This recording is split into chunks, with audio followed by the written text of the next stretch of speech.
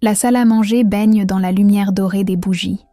Alice ajuste sa robe noire, celle qui lui donne confiance, et observe sa famille réunie autour de la table dressée avec soin. Les verres de cristal scintillent, les assiettes en porcelaine reflètent les flammes. Tout semble parfait, comme toujours dans cette maison bourgeoise de Neuilly. « Alice, passe-moi le sel », demande sa mère d'une voix distraite, les yeux fixés sur Margot qui raconte ses projets d'études privées en commerce international. Alice tend le sel en souriant. À 22 ans, elle termine brillamment sa dernière année de psychologie. Ce soir, elle porte une fierté qu'elle garde depuis des semaines. Elle a payé ses frais de scolarité avec ses économies de jobs étudiants. Son père lève son verre de champagne. « Mes filles, je porte un toast à cette nouvelle année qui s'annonce prometteuse. » Le moment lui semble parfait pour partager sa nouvelle. Alice respire profondément. « Papa, j'ai quelque chose d'important à vous dire. J'ai réglé mes frais universitaires ce matin. » Le sourire de son père se fige lentement. Sa fourchette claque contre l'assiette. « Comment ça, tu les as payés ?»« Avec mes économies. Je voulais vous faire une surprise. »« Pourquoi as-tu payé ta fac sans mon autorisation ?» Le ton glacial la saisit. Son estomac se noue doucement. « Je pensais que vous seriez fiers. J'avais prévu cet argent pour ta sœur. » Le silence tombe comme une pierre. Margot redresse la tête. Un éclat de satisfaction dans ses yeux. « Maintenant, tu devras faire un emprunt. Papa me l'avait promis pour mon école de commerce. » Les mots de sa sœur résonnent étrangement dans sa tête. Alice observe Margot, si parfaite dans sa robe rose, si sûre d'elle. 19 ans et déjà certaine que le monde lui appartient. Puis ses yeux se posent sur ses parents. Sa mère détourne le regard. Son père affiche cette expression de contrariété qu'elle connaît si bien. Quelque chose se brise silencieusement en elle. Toutes ces années à se battre pour leur sourire, à multiplier les petits boulots, à exceller dans ses études. Pour ça, une révélation étrange l'envahit progressivement. Pour la première fois, elle remarque à quel point elle leur ressemble peu. Ses cheveux châtains bouclés contrastent avec leurs cheveux blonds lisses. Ses yeux noisettes diffèrent de leurs yeux bleus. Même sa façon de tenir sa fourchette semble différente. La phrase de sa mère lui revient en mémoire. Elle a toujours été différente. Différente comment exactement ? Alice sent une étrange paix l'envahir. Lentement, elle pose délicatement sa serviette sur la table. Ses gestes deviennent précis, calmes. Elle se lève avec grâce, sans précipitation. « Alice, où vas-tu ?» demande sa mère, surprise par ce départ silencieux. Aucune réponse ne franchit ses lèvres. Alice monte dans sa chambre d'enfance, rassemble ses affaires dans un sac. Ses livres de psychologie, quelques vêtements, la photo de ses amis de fac.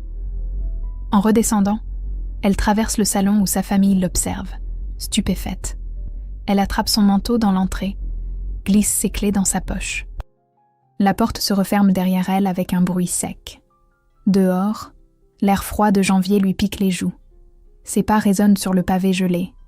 Ses mains tremblent légèrement, mais pas de peur, de soulagement. Pour la première fois de sa vie, elle a choisi de partir plutôt que de subir. Mais une question la hante désormais. Que cachait vraiment cette famille qu'elle vient de quitter ? Alice sursaute. Son téléphone vibre sans relâche sur la table de nuit. 7 heures du matin, et déjà 15 messages non lus. Elle se redresse dans son lit étroit de son studio étudiant, encore vêtue de sa robe noire de la veille. Le nombre grimpe sous ses yeux. 23, 41, 72 messages, tous de son père. Ses doigts tremblent légèrement en ouvrant le premier. « Alice, reviens immédiatement. Nous devons parler. » Puis la tonalité change progressivement. « Tu ne peux pas partir comme ça. Cette famille a des responsabilités. Je t'interdis de m'ignorer. Tu me dois le respect. Sans nous, tu n'es rien. Tu l'oublies trop facilement. » Alice pose son téléphone, le cœur battant. Elle prépare un café, tente de retrouver son calme. Mais les messages continuent d'arriver, de plus en plus pressants, de plus en plus menaçants. « Tu as toujours été ingrate. Nous t'avons tout donné. Margot mérite cet argent plus que toi. Elle, au moins, respecte sa famille. » Cette phrase la frappe comme une gifle. Margot mérite plus qu'elle ? Alice sent une colère froide monter en elle. Elle compte les messages. 133. 133 tentatives de la ramener dans le rang. Une détermination nouvelle l'envahit. Alice s'installe à son bureau et commence à taper sa réponse. Les mots sortent d'eux-mêmes, portés par des années de frustration silencieuse. « Papa, vous voulez parler de respect ? Parlons-en. Respect, c'est de ne pas humilier sa fille devant toute la famille. Respect, c'est de reconnaître ses efforts au lieu de les mépriser. Pendant que Margot recevait tout sans rien faire, j'ai travaillé chaque été, chaque week-end. Pendant qu'elle choisissait ses écoles privées, je me contentais de l'université publique sans me plaindre. Pendant qu'elle passait ses vacances à dépenser votre argent, j'économisais le moindre euro pour mes études. Vous dites que je vous dois le respect, mais qu'avez-vous fait pour le mériter ? Quand m'avez-vous félicité pour mes notes excellentes ? Quand avez-vous assisté à mes remises de prix ? Jamais, parce que j'avais tort de réussir par moi-même au lieu d'attendre vos faveurs. Et cette phrase de maman hier soir, elle a toujours été différente. Différente comment exactement ? Différente parce que j'ai de l'ambition ? Parce que je refuse votre charité ? Ou différente pour une raison que vous ne m'avez jamais expliquée ? Ne me recontactez plus. Ma vie commence maintenant, sans vous. Alice relit son message 3 fois avant d'appuyer sur « Envoyer ». Son cœur bat si fort qu'elle l'entend dans ses oreilles. 2 minutes plus tard, son téléphone sonne. Le nom de son père s'affiche. Elle décroche, la gorge serrée. « Tu ne sais rien de ta vraie place dans cette famille !» hurle-t-il sans préambule. « Que voulez-vous dire ? Tu crois tout savoir ? Tu ne sais rien, rien du tout !» Sa voix tremble de rage, mais Alice perçoit autre chose. De la peur, de la panique. « Papa, expliquez-vous ?» La communication se coupe brusquement. Alice fixe son écran, le souffle court. Cette réaction ne ressemble à rien de ce qu'elle connaît de son père. D'habitude si maître de lui, si calculateur. Là, il semblait terrorisé.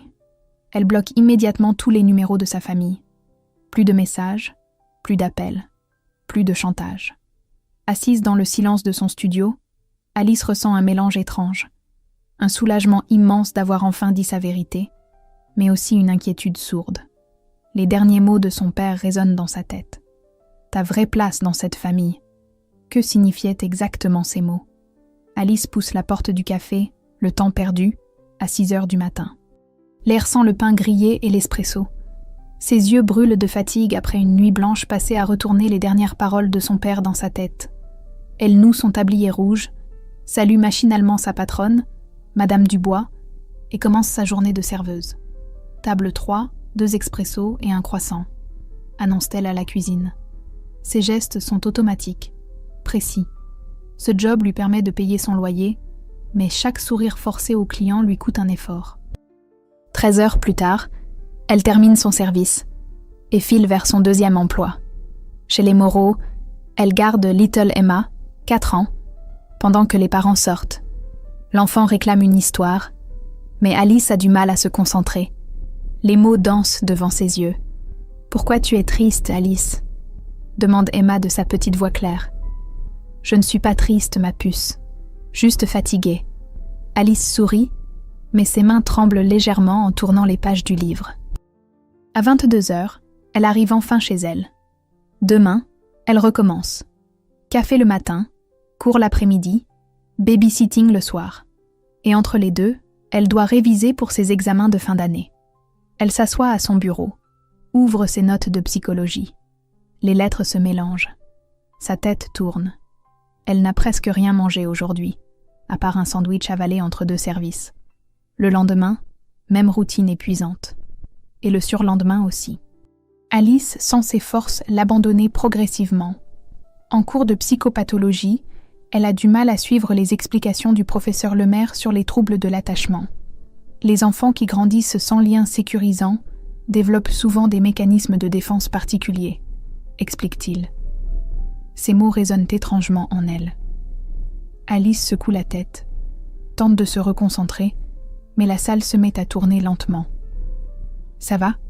chuchote une voix masculine à côté d'elle. Elle tourne la tête. Thomas, un camarade de classe qu'elle a toujours remarqué sans vraiment lui parler. Cheveux bruns ébouriffés, regard bienveillant derrière ses lunettes.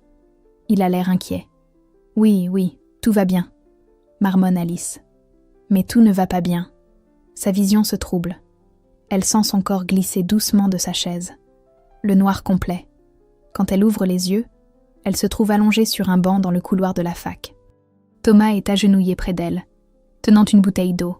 « Bois doucement », dit-il avec douceur. Alice se redresse, mortifiée. Faire un malaise devant toute la classe? Quelle humiliation! « Tu n'as pas mangé depuis combien de temps ?» demande Thomas sans la juger. « Ce matin, j'ai pris un café.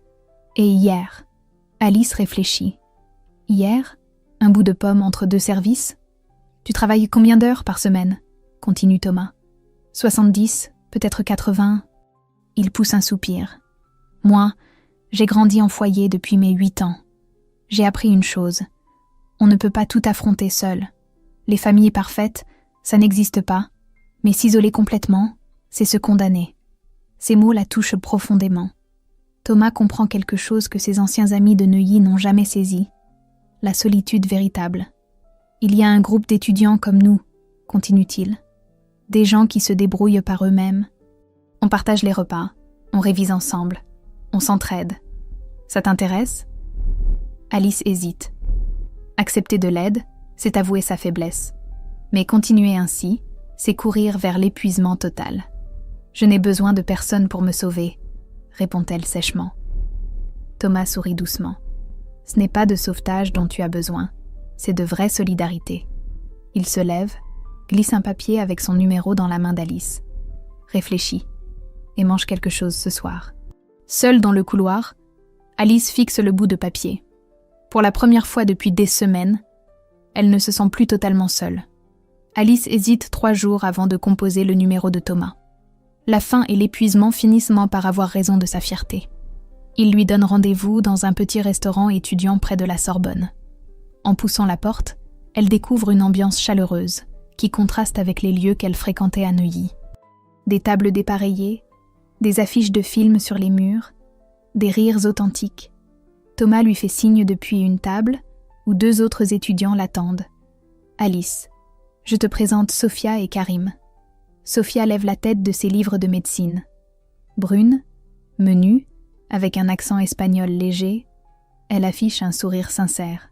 « Salut, Thomas nous a dit que tu étais en psycho ?» Karim ferme son ordinateur portable. Grand, élégant malgré ses vêtements simples, il tend la main à Alice. « Enchanté. Droit international pour moi. » Alice s'assoit, encore méfiante.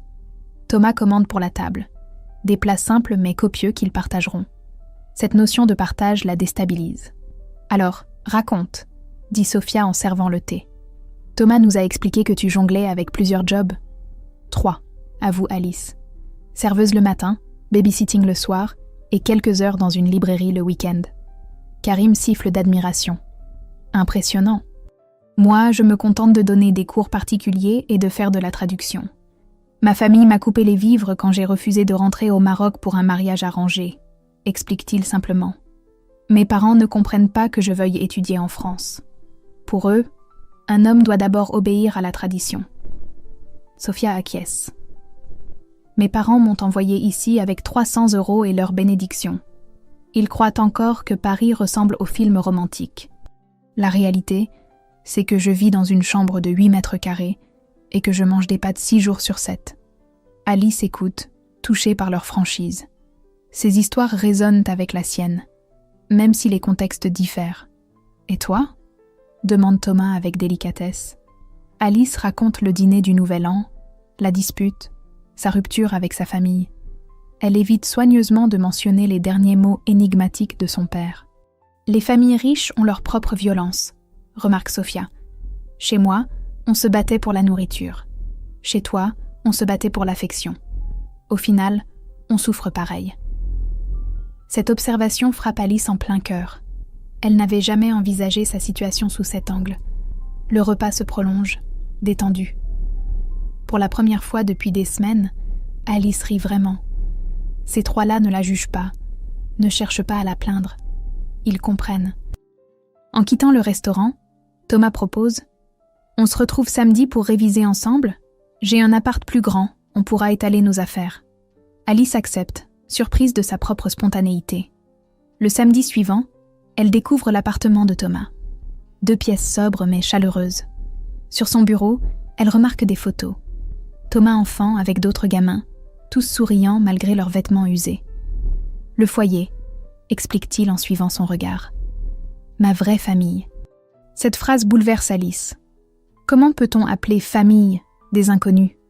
L'après-midi passe vite entre révision et discussion. Sophia prépare un examen de neurologie, Karim planche sur un dossier de droit européen.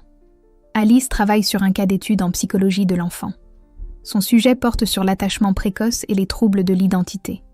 En lisant les symptômes, sentiment de ne pas appartenir, quête identitaire, difficulté à faire confiance, elle ressent un malaise croissant. Alice, ça va? Demande Thomas en voyant son visage pâlir. Elle pointe du doigt une phrase dans son manuel. Les enfants adoptés développent souvent une hypervigilance concernant leur légitimité familiale. Pourquoi tu t'intéresses à ça? Demande Sophia, intriguée. Alice hésite, puis se lance.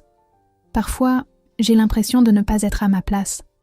Même enfant, je me sentais étrangère dans ma propre famille. Karim lève les yeux de ses dossiers. Tu ressembles à tes parents? Pas vraiment. Ils sont blonds, j'ai les cheveux châtains. Ils ont les yeux bleus, j'ai les yeux noisettes. Et puis, elle s'interrompt, troublée. Toutes ces différences qu'elle avait attribuées au hasard génétique prennent soudain un sens nouveau. Et puis quoi? Encourage Thomas doucement. Ma mère a dit quelque chose d'étrange l'autre soir. Que j'avais toujours été différente. Un silence pensif s'installe. Sophia ferme son livre de médecine. Alice, tu as déjà vu ton acte de naissance? Cette question simple frappe Alice comme une évidence. Non, elle n'a jamais vu son acte de naissance. Ses parents s'occupaient toujours de ce genre de documents. En rentrant chez elle ce soir-là, Alice fouille fébrilement dans le carton de ses affaires d'enfance. Au fond, elle trouve un vieux bracelet d'hôpital en plastique rose. Le nom écrit dessus n'est pas le sien. Alice fixe le bracelet d'hôpital depuis 1 heure quand des coups frénétiques résonnent à sa porte. Elle sursaute, cache précipitamment le bracelet dans sa poche et va ouvrir. Margot se tient sur le palier, les cheveux défaits, les yeux rougis par les larmes. Sa robe de créateur est froissée, son maquillage a coulé. Alice ne l'a jamais vue dans cet état. « Il faut que je te parle », sanglote Margot en s'effondrant littéralement dans les bras de sa sœur. Alice la fait entrer, troublée par ce revirement. Margot, toujours si hautaine, si sûre d'elle, semble avoir perdu toute sa superbe. « Que se passe-t-il » demande Alice en lui tendant un verre d'eau. « Tout s'effondre », gémit Margot. « Papa a détourné l'argent de son entreprise. Il y a une enquête. Les huissiers ont saisi la maison ce matin. Maman fait ses valises, elle dit qu'elle divorce et qu'elle ne veut plus me voir. » Alice encaisse les nouvelles en silence. L'empire familial s'écroulait donc comme un château de cartes. « Et le pire, » continue Margot entre 2 sanglots, « c'est qu'elle m'a dit des choses horribles. Elle m'a dit que j'étais une charge, que je ne servais à rien, que toi, au moins, tu avais toujours été indépendante. » Margot lève ses yeux rougis vers Alice. Elle m'a dit autre chose aussi. Quelque chose sur toi. Le cœur d'Alice se met à battre plus fort. Quoi exactement? Que tu n'es pas ma vraie sœur. Ces mots tombent comme un couperet. Alice sent ses jambes se dérober sous elle. Comment ça, pas ta vraie sœur? Tu es adoptée depuis tes 3 ans, lâche Margot d'une traite. Maman me l'a jeté à la figure quand je lui ai dit que je voulais te rejoindre. Elle était furieuse. Elle m'a dit que vous aviez perdu un bébé, leur premier enfant, et qu'ils t'ont prise pour sauver leur mariage. Alice porte instinctivement la main à sa poche où repose le bracelet. Tout s'éclaire soudainement. « Tu le savais ?» demande-t-elle d'une voix blanche. Margot baisse la tête, honteuse. « Depuis toujours. Papa et maman m'avaient fait promettre de ne jamais rien dire. Ils disaient que ça te ferait du mal, que c'était mieux comme ça. Mieux pour qui? » La voix d'Alice tremble de colère contenue. « Pour eux, avoue Margot dans un souffle. Je pense qu'ils ne t'ont jamais vraiment aimé comme leur fille. Tu étais un pansement sur leurs blessures. Et quand j'ai grandi, je suis devenue leur vraie enfant, celle qu'ils chouchoutaient. » Alice se lève, fait les 100 pas dans son petit studio. 22 ans de mensonges, 22 ans à se demander pourquoi elle ne se sentait jamais à sa place. Ils m'ont volé ma vérité, murmure-t-elle. Alice, je suis désolée. J'ai toujours été jalouse de toi, tu sais. Même si eux te préféraient non pas, moi je voyais bien que tu étais plus intelligente, plus forte. J'avais peur que si tu découvrais la vérité, tu partes et que je reste seule avec eux. Margot se remet à pleurer. Maintenant, c'est moi qui suis seule. Maman me rejette parce que je ne rapporte rien. Papa est en prison. Et toi, j'ai peur que tu me détestes. Alice observe sa sœur, sa demi-sœur, sa sœur adoptive, recroquevillée sur son canapé. Pour la première fois, elle voit en Margot non plus la princesse gâtée, mais une jeune femme perdue qui découvre brutalement la réalité. « Je ne te déteste pas, dit-elle finalement, mais j'ai besoin de comprendre. Qui étaient mes vrais parents? Où sont mes papiers d'adoption? Papa garde tout dans son coffre, mais avec l'enquête, Alice sent une détermination froide l'envahir. Elle va découvrir la vérité, coûte que coûte. Margot, tu peux rester cette nuit, mais demain, on va ensemble récupérer mes papiers. Sa sœur hoche la tête, reconnaissante. Seule dans sa chambre, Alice sort le bracelet d'hôpital et l'examine à nouveau. Maintenant, elle sait qu'il appartient à sa vraie identité. Mais qui était-elle vraiment avant de devenir Alice? Le bureau de Maître Durand, notaire de la famille, sent le cuir et les vieux dossiers. Alice et Margot attendent dans le silence feutré, assises côte à côte sur des fauteuils en velours rouge. Margot n'a pas cessé de tripoter nerveusement les boutons de son manteau depuis qu'elles sont arrivées. « Mademoiselle Alice », dit le notaire âgé en ajustant ses lunettes, « votre dossier d'adoption est effectivement dans nos archives. Votre père me l'avait confié il y a des années. » Il pose devant elle une chemise cartonnée beige. Alice la fixe sans oser l'ouvrir, comme si elle contenait une bombe. « Prenez votre temps », ajoute-t-il avec bienveillance avant de sortir discrètement. Alice ouvre le dossier d'une main tremblante. La première page révèle son vrai nom, Émilie Rousseau. Née le 15 mars à l'hôpital Saint-Antoine. Mère, Céline Rousseau, 16 ans. Père, inconnu. « Émilie », murmure Margot, « tu t'appelais Émilie ». Alice continue sa lecture, le cœur serré. Sa mère biologique était une adolescente sans famille, placée en foyer. Elle l'a gardée 3 ans avant de la confier à l'adoption, incapable de s'en occuper. « Regarde », dit Alice en pointant une ligne. « J'avais un frère jumeau, Julien Rousseau. Il a été adopté par une autre famille. » Margot sursaute. « Un frère jumeau? Tu as un frère quelque part ?» Les larmes montent aux yeux d'Alice. Pendant toutes ces années, elle avait cherché sa place dans une famille qui n'était pas la sienne, alors qu'un frère, son vrai frère, existait quelque part. « Il faut que je le retrouve », dit-elle avec détermination. Les semaines suivantes se transforment en véritable enquête. Alice passe ses soirées libres sur Internet, fouille les réseaux sociaux, contacte les services d'adoption. Margot l'aide du mieux qu'elle peut, culpabilisant encore de son silence prolongé. « Tu m'en veux ?» demande Margot un soir en préparant le dîner dans le petit studio. « Non », répond Alice sans lever les yeux de son ordinateur. « Tu étais enfant, toi aussi. Les vrais responsables, ce sont eux. » Margot a commencé à travailler comme vendeuse dans une boutique de vêtements. Pour la première fois de sa vie, elle gagne son propre argent et découvre la valeur du travail. « Je ne pensais pas que c'était si fatigant », avoue-t-elle en massant ses pieds endoloris. « Comment tu as fait toutes ces années ?»« On s'habitue », dit Alice simplement. Leur rôle s'inverse progressivement. Alice, l'ancienne victime, guide maintenant Margot dans sa découverte du monde réel. Mais elle garde ses distances émotionnelles, incapable de faire totalement confiance après tant d'années de mensonges. Thomas passe régulièrement prendre des nouvelles. Il apporte des plats cuisinés, aide Alice dans ses recherches, écoute sans juger. Mais quand il propose de l'accompagner dans ses démarches ou simplement de lui tenir la main lors des moments difficiles, Alice se braque systématiquement. « Je n'ai besoin de personne », répète-t-elle comme un mantra. « Même pas d'un ami ?»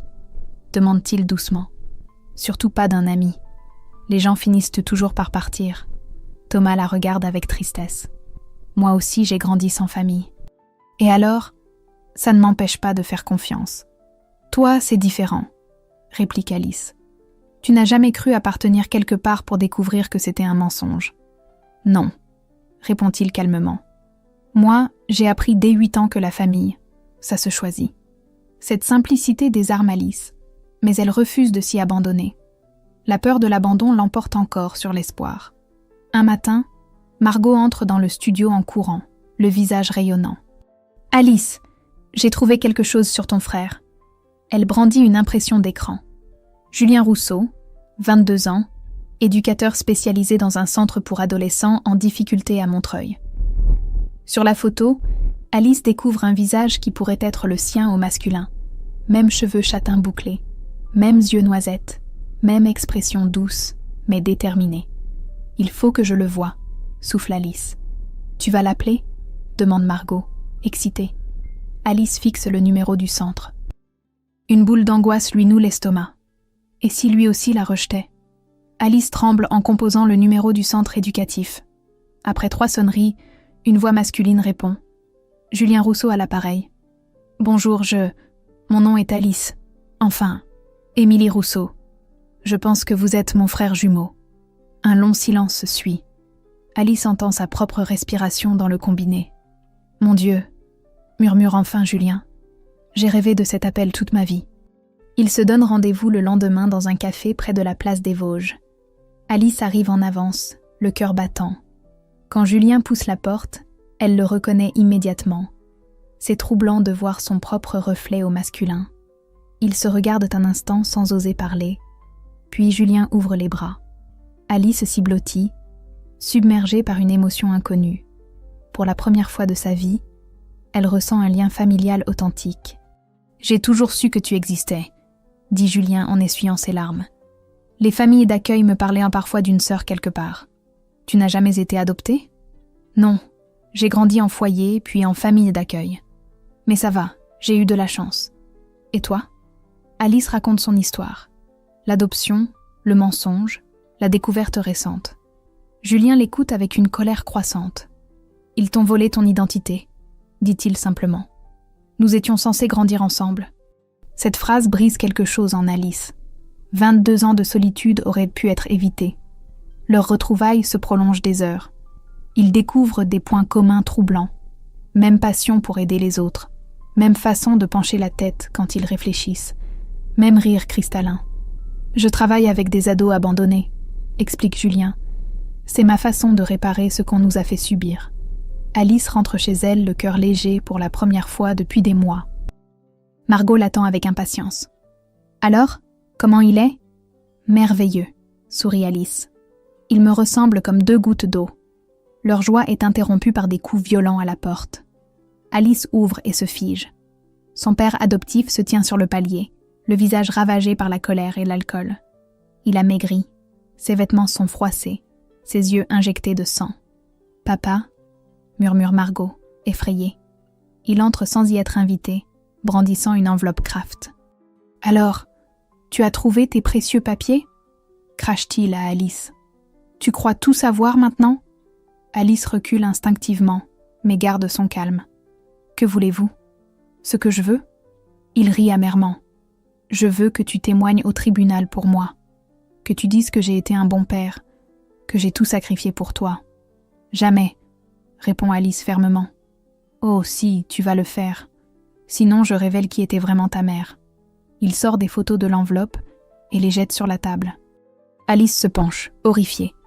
Les clichés montrent une jeune femme défigurée par la drogue, dans des situations dégradantes. Ta mère était une prostituée, Alice. Une junkie qui faisait le trottoir pour sa dose. Elle est morte d'une overdose quand tu avais 5 ans. Voilà d'où tu viens. Margot pousse un cri de stupeur. Alice fixe les photos, le visage livide. Si tu ne m'aides pas, continue-t-il cruellement, je donne ça aux journaux. Imagine les gros titres. La fille de la prostituée devenue psychologue. Ta carrière sera fichue avant même de commencer. Alice sent ses jambes flageoler. Mais au lieu de s'effondrer, une force nouvelle l'envahit. Ces images ne la définissent pas. Elle n'est plus cette petite fille qui quémandait de l'affection. « Vous savez quoi ?» dit-elle en relevant la tête. « Faites donc, publiez ces photos. »« Alice !» s'exclame Margot paniquée. « Non, Margot. J'en ai assez d'avoir peur. » Elle se tourne vers son père adoptif. « Oui, ma mère était toxicomane. Oui, elle a fait des choses terribles pour survivre. Et alors ? Ça ne change rien à qui je suis devenue. » L'homme reste bouche bée face à cette réaction inattendue. « Je ne vous dois rien. continue Alice avec une assurance grandissante. Vous m'avez prise par intérêt, pas par amour. Vous avez menti sur mon identité pendant 20 ans. Maintenant, sortez de chez moi et ne revenez jamais. Tu vas le regretter. Le seul regret que j'ai, c'est d'avoir perdu tant d'années à chercher votre approbation. Il part en claquant la porte, défait. Margot regarde Alice avec admiration. Tu n'as pas eu peur ? Si, mais j'ai compris quelque chose. Je ne peux plus fuir ma vérité. Alice ramasse les photos et les déchire méthodiquement. Son passé ne la définit plus. Elle est enfin libre. 6 mois plus tard, Alice ajuste sa robe bleue marine devant le miroir de son nouveau studio, plus spacieux que l'ancien. Aujourd'hui, elle soutient sa thèse de fin d'études devant un jury de psychologues renommés. Son sujet, l'impact de la révélation tardive d'adoption sur la construction identitaire. Thomas frappe doucement à sa porte. Prête pour le grand jour ? Aussi prête qu'on peut l'être, sourit Alice. Il lui tend un petit bouquet de marguerites. De la part de Julien, Sophia, Karim et moi. Ton vraie famille. Cette phrase la touche profondément. Au fil des mois, ces 4 personnes sont devenues plus proches d'elle que ses parents adoptifs ne l'avaient jamais été. Thomas, dit-elle en le regardant dans les yeux, je veux te dire quelque chose. Pendant longtemps, j'ai eu peur de te faire confiance. Et maintenant, je sais que l'amour ne se mérite pas. Il se choisit. Pour la première fois, Alice se penche vers lui et l'embrasse tendrement. Ce baiser scelle leur nouvelle intimité, basée sur la confiance mutuelle plutôt que sur la peur d'abandon. La soutenance se déroule brillamment. Alice expose ses recherches avec passion, puisant dans son expérience personnelle pour enrichir son analyse théorique. Le jury est impressionné par la profondeur de son travail. « Mention très bien », annonce le président du jury. « Félicitations, mademoiselle Rousseau. » Alice savoure cet instant. Elle a repris son vrai nom 6 mois plus tôt, accomplissant symboliquement sa renaissance. Dans l'amphithéâtre, ses proches applaudissent chaleureusement. Julien, venu spécialement de Montreuil, affiche une fierté fraternelle évidente. Margot, transformée par ses mois de travail, serre Alice dans ses bras. « Tu as réussi », lui glisse-t-elle à l'oreille. « Tu es devenue exactement celle que tu voulais être. » Le soir, ils célèbrent dans le petit restaurant étudiant où tout a commencé. Sophia lève son verre. À Alice, qui nous a tous inspirés par son courage. À Émilie, corrige doucement Julien, qui a retrouvé son chemin vers elle-même. Alice sourit. Elle accepte désormais ses 2 identités. Alice, la femme qu'elle est devenue, et Émilie, l'enfant qu'elle était. 2 semaines plus tard, elle décroche le poste dont elle rêvait, psychologue au centre d'aide pour adolescents en difficulté où travaille Julien. Leur première collaboration professionnelle les émeut tous les 2. « On fait du bon travail ensemble », dit Julien en observant Alice consoler une adolescente en crise familiale. « C'est normal », répond Alice. « On a la même blessure, guérie différemment. » Thomas emménage progressivement dans l'appartement d'Alice.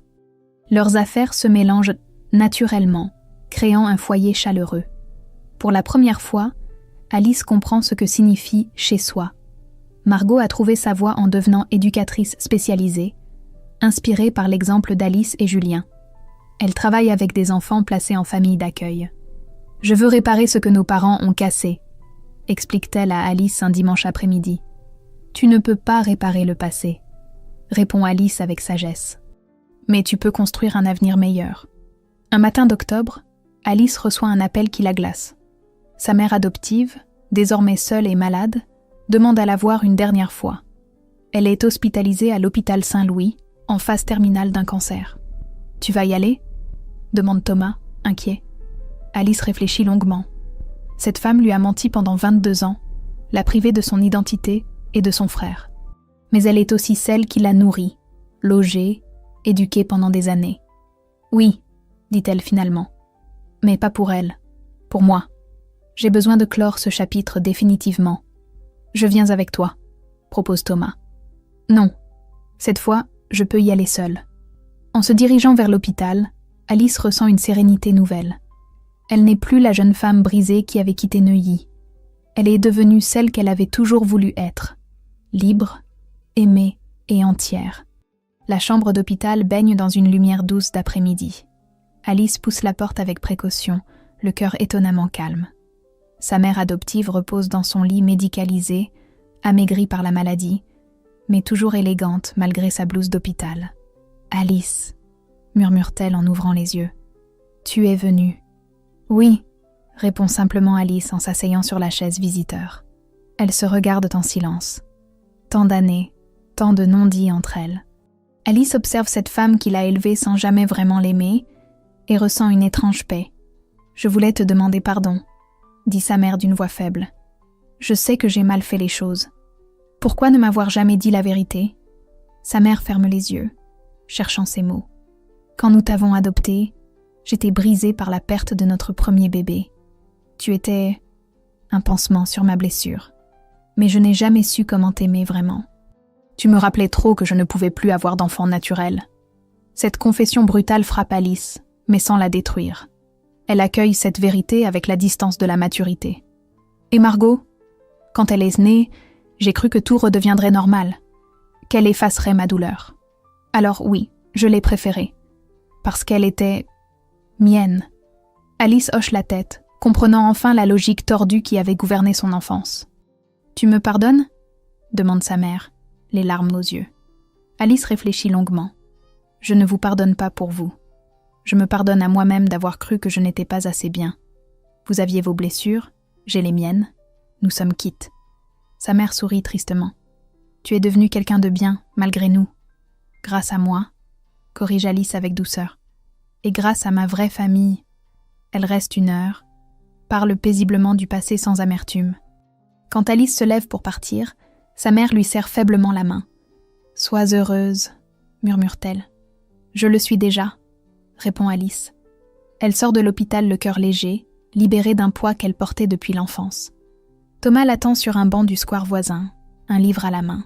« Comment ça s'est passé ?»« Bien, » dit Alice en se blottissant contre lui. « C'est fini, vraiment fini. » 3 ans plus tard, Alice dirige son propre centre d'aide psychologique en collaboration avec Julien.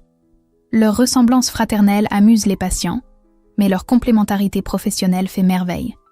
Consultation de 16 heures annulée, annonce Julien en passant la tête dans son bureau. Parfait. Thomas m'emmène voir un appartement plus grand. Il est temps, sourit son frère. Vous êtes trop serré dans votre studio. Alice range ses dossiers, satisfaite de sa journée.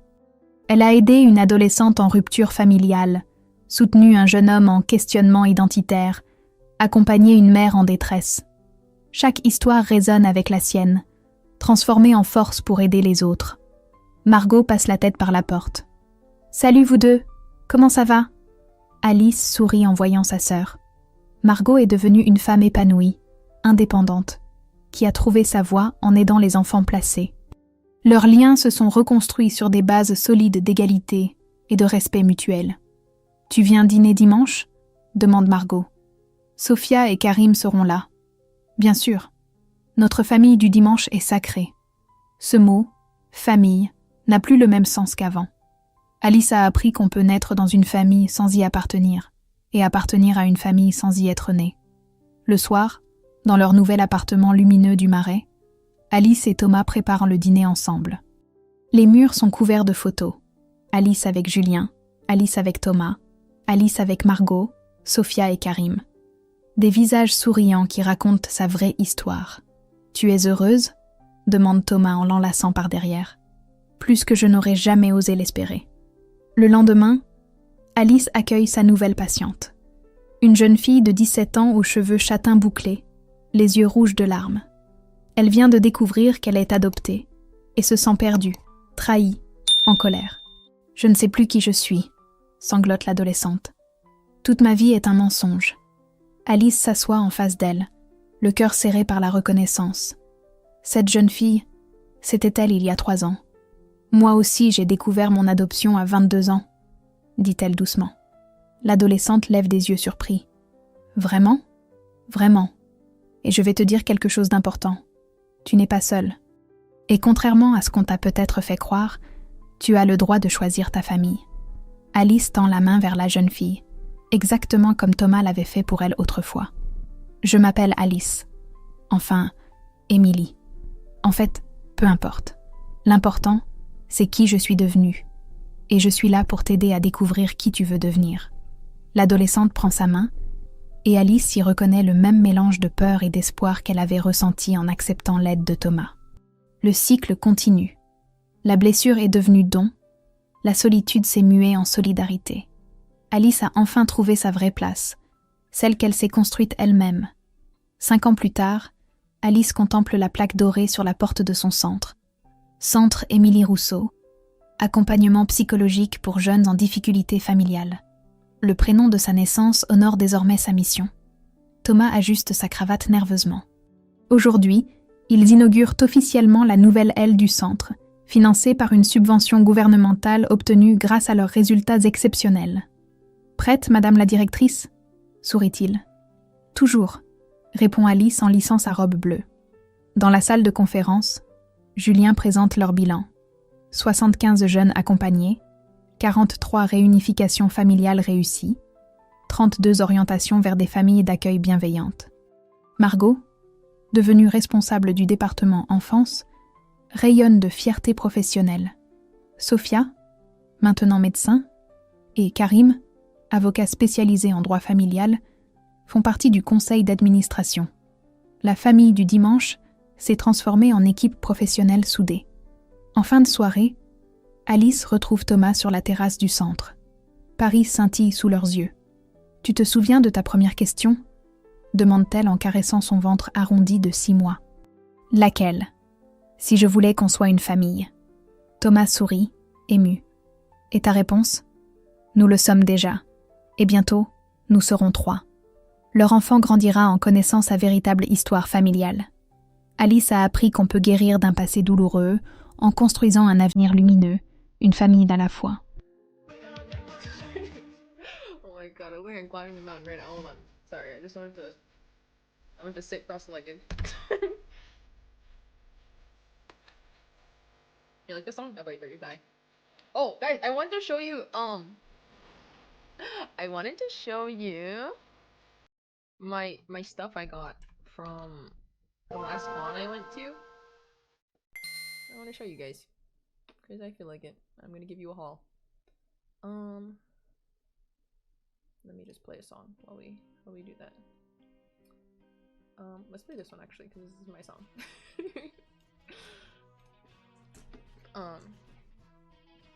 Okay, wait, I got so many like cute little knickknacks and pins.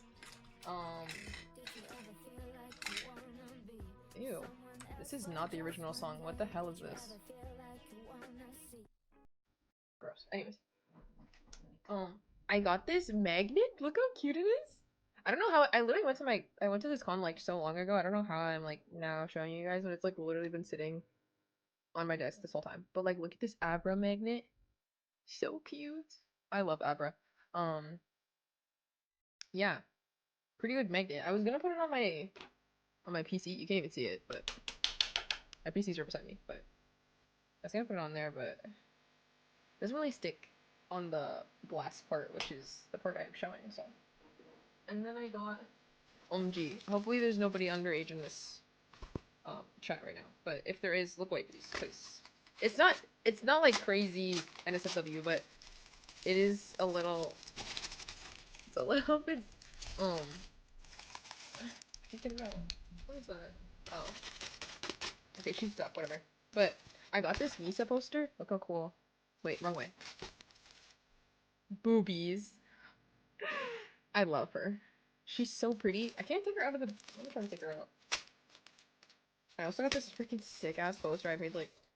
I don't even know how much. I think it was like $50. It wasn't very big, but I don't care because it was so nice. But she looks so pretty. I want to hang her up like probably over here somewhere. And then I got this stocking keychain. She's cute or whatever. Can't really see it. I have to like refocus my camera. She's cuties. And then I got so many pins. Look at my Kiki's delivery service, bro. Look how cute she is. Look at Gigi. Do you see Gigi on the bag? I love him. I'm almost done, chat. Hold on. There's not that many. I don't have that much stuff. And then I got the like actual pins. Like those are enamel pins, but I got these ones too. I got this Domo one, and then I got this L one. This Death Note L. I love this one. This one's so cool. Put it on my shirt right now.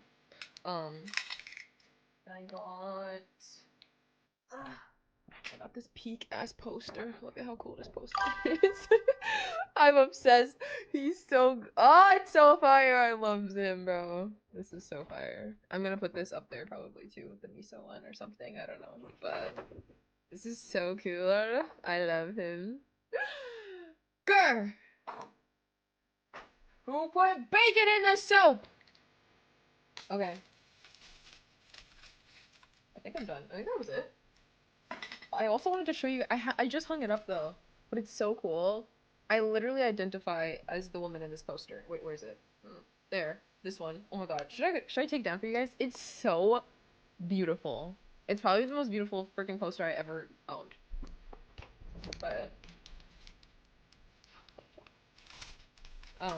the girl who sold me the Misa posters, I will remember her forever. She was so sweet. Oh, I have her card even. I don't know what her name is. Kiri Art. She was so cute though. She was so sweet. She gave me a nice discount too.